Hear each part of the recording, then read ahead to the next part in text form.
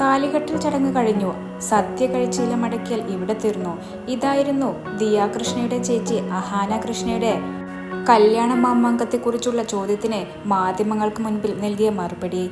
തിരുവനന്തപുരത്തെ സ്റ്റാർ ഹോട്ടലിൽ അധികം ആർഭാടം എന്തുമില്ലാതെയാണ് ദിയ കൃഷ്ണയുടെ താലികെട്ടൽ ചടങ്ങ് നടത്തിയത്.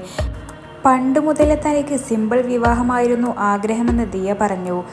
കോവിഡ് കാലത്ത് തന്നെ നമ്മൾ ചിലവ് ചുരുക്കി വിവാഹങ്ങൾ നടത്താൻ പഠിച്ചതല്ലേ എന്ന് പിതാവ് കൃഷ്ണകുമാറും ചോദിച്ചു. എന്നാൽ വിവാഹം കഴിഞ്ഞതും കുടുംബം പുറത്തുവിട്ട ദൃശ്യങ്ങളിൽ ഈ കല്യാണം താലികെട്ട് ചടങ്ങ് മാത്രമായി ഒതുങ്ങിയതല്ല എന്ന് മറ്റുള്ളവർക്ക് മനസ്സിലായി. ദിയയെ ഭർത്താവ് അശ്വിൻ ഗണേഷ് പ്രപ്പോസ് ചെയ്ത നക്ഷത്ര ഹോട്ടലിൽ വച്ചാണ് വിവാഹത്തിന്റെ ചടങ്ങുകൾ പലതും നടന്നത്. ഉത്തരേന്ത്യൻ സ്റ്റൈൽ പ്രകാരമുള്ള ഹൽദി, മെഹന്തി, സംഗീത ചടങ്ങുകൾ ചേർന്നതായിരുന്നു ഈ വിവാഹം. പക്ഷെ അഹാന പറഞ്ഞതുപോലെ ഇലമടക്കിയതോടുകൂടി ആ ചടങ്ങുകൾ തീർന്നിട്ടില്ല. വിവാഹത്തിന്റെ ഏറ്റവും പുതിയ വിശേഷം നാട്ടിലല്ല ഈ കുടുംബം നടത്തുന്നത്.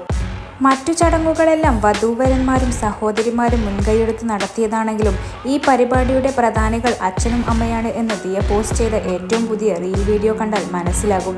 വീഡിയോയിൽ ദിയ കൃഷ്ണ, ഭർത്താവ് അശ്വിൻ ഗണേഷ് എന്നിവർക്കൊപ്പം കൃഷ്ണകുമാറും ഭാര്യയും ഉണ്ട്. മനോഹരമായ ലൊക്കേഷനിൽ പ്രണയാതുരമായ രംഗങ്ങൾ ദിയയും അശ്വിനും മുഴുകുന്നതും ഇതിൽ കാണാം. ദിയയുടെ വിവാഹത്തിന് കേന്ദ്ര നേതാക്കൾക്കും കൃഷ്ണകുമാർ ക്ഷണക്കത്ത് നൽകിയിരുന്നു. വിവാഹത്തിൽ കണ്ടത് കേന്ദ്രമന്ത്രി സുരേഷ് ഗോപി, ഭാര്യ രാധികയായിരുന്നു. അധികം ആരെയും വിളിച്ചു ചേർക്കാതെയാണ് കൃഷ്ണകുമാർ വിവാഹത്തിന്റെ താലികെട്ടൽ ചടങ്ങ് പൂർത്തിയാക്കിയത്. എന്നാൽ ഇപ്പോൾ മകളെയും മരുമകനെയും ഭാര്യയെയും കൂട്ടി കൃഷ്ണകുമാർ പറന്നെത്തിയത് മറ്റൊരിടത്തേക്കാണ്.